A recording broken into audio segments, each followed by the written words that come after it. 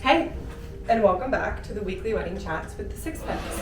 Today, I'm drinking Nespresso Valtesso with whole milk and maple syrup to sweeten. Cheers!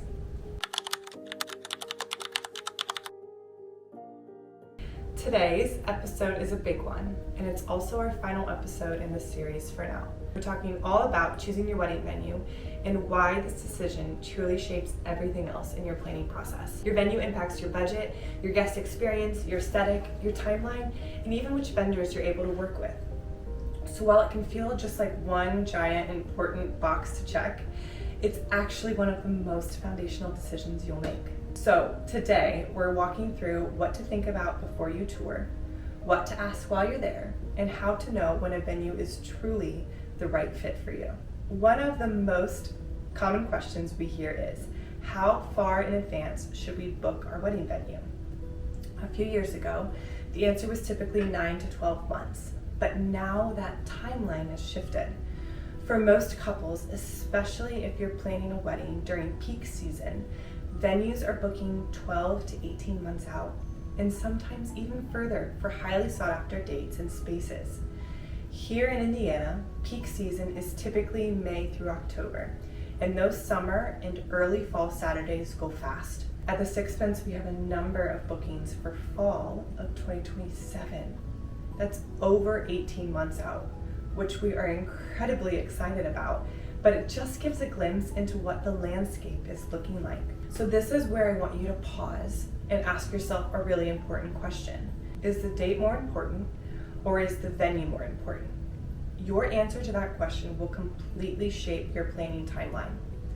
If you have a very specific date in mind, maybe it's meaningful or sentimental, you'll want to start venue touring earlier and be prepared that some spaces may already be booked. But if you're flexible on your exact date, for example, you know you want a July wedding, but it doesn't need a specific Saturday or day of the week or weekend, you may have more options than you think. Weekday weddings, like Thursdays, Sundays, and even Mondays, are becoming increasingly popular. Friday and Saturday summer and fall weddings are the most competitive and often book years in advance, but weekday dates can sometimes offer more availability and different pricing structures. In addition, vendor availability is more flexible with a weekday or off-season date. If you have your eye on a specific vendor, inquire about their dates of availability in and around your projected date. Just this last year at the Sixpence, we had 27 weekday weddings. It may seem somewhat crazy to think about a Thursday wedding, but we are seeing a sustained shift in what days our couples are hosting. And if you have your heart set on one specific date, just be prepared that some venues may already be booked. And that's okay. It's not poor planning on your part, it's just part of the process. Now, let's talk money, because clarity here is so important. As you start touring venues, there are some financial considerations to take note of. Wedding industry pricing is dynamic, as we spoke in last week's episode.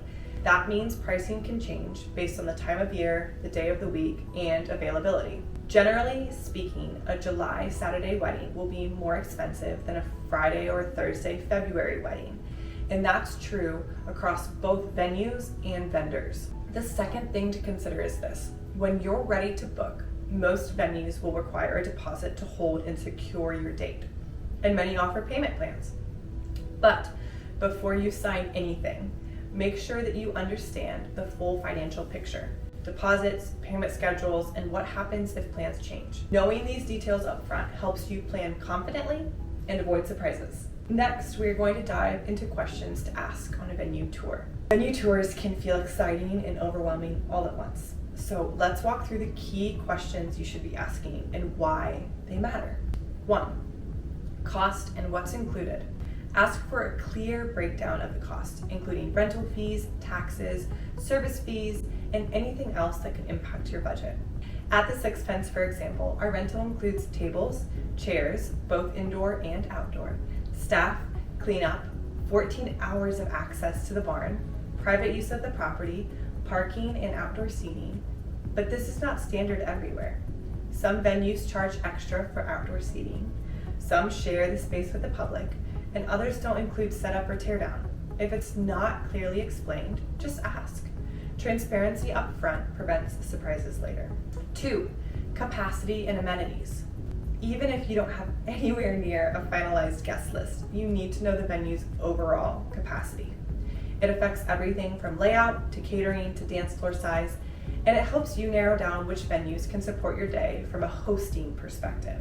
Ask them about their noise restrictions, vendor policies, catering flexibility, and whether the venue has a preferred or required vendor list. In addition, during your tour, you will see the amenities. Look for the less glamorous things that help create a seamless wedding day for you, like ensuring that the venue has adequate bathrooms to support a large celebration, AC and heating, designated getting ready spaces, thoughtful layout and design to help with the flow from ceremony to cocktail to reception, enough electrical outlets placed throughout the rooms, both in the getting ready suites and the reception areas, to allow for customization of your reception layout. These things are less glamorous, but they are actually one of the most important parts of a venue serving its purpose of hosting large groups of people.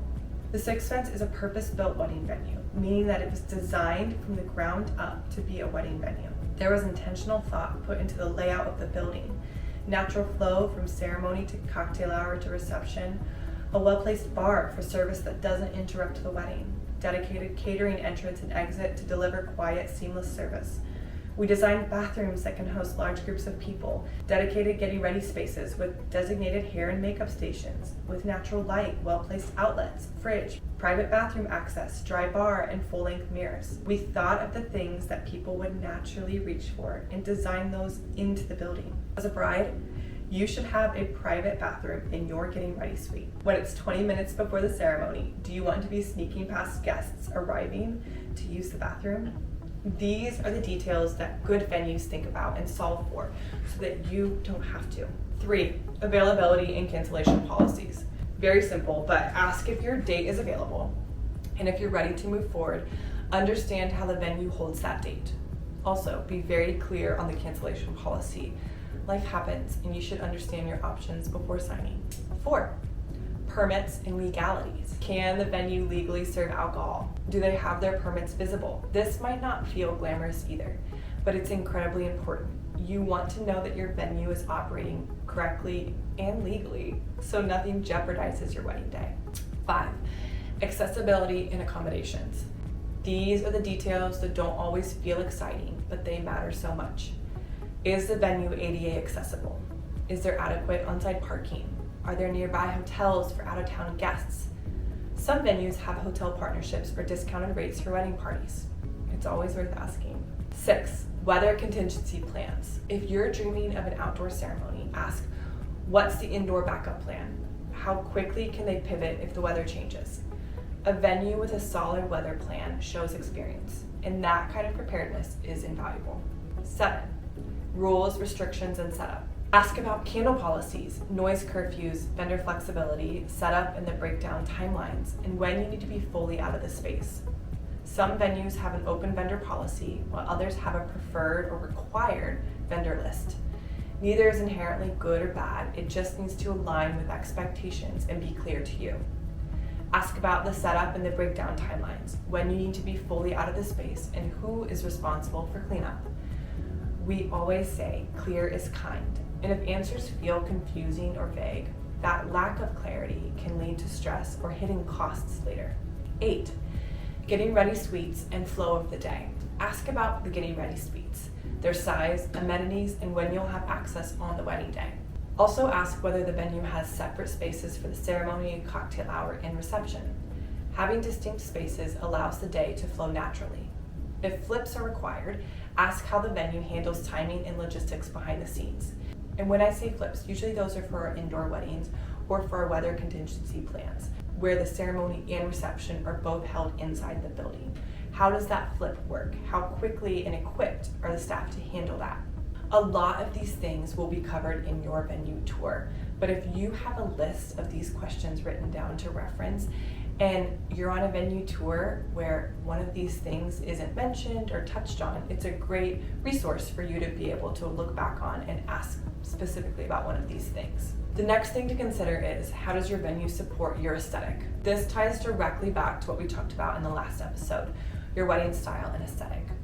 Don't try to squeeze your vision into a space that doesn't support it. If you've always dreamed of a floral, airy wedding, a dark industrial space might feel like you're fighting the venue instead of working with it. Brooke shared that a beautiful venue should add to your design, not require covering up. Both the Sixpence and its sister venue, Westwood, were designed to support a wide range of aesthetics, from classic elegance to garden bohemian to elevated seasonal palettes. Ask yourself, does this venue allow my vision to come to life? Or will I need to spend more to make it feel right?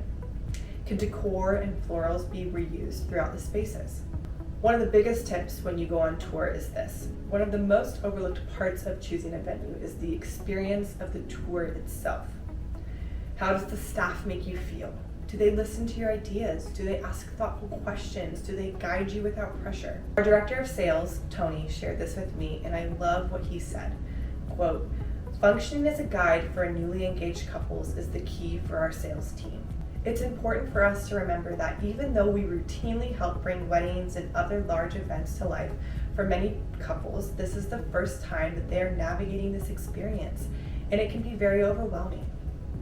Trying to be a resource for them is a key indicator that we genuinely care about them in their process of creating this once-in-a-lifetime experience." Unquote.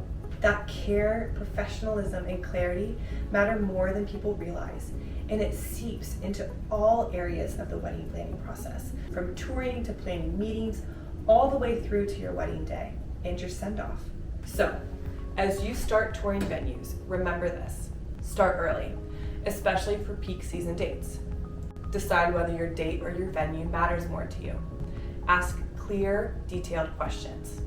Think beyond aesthetics, consider the logistics, flow, and experience, and most importantly, choose a venue that supports you and your vision.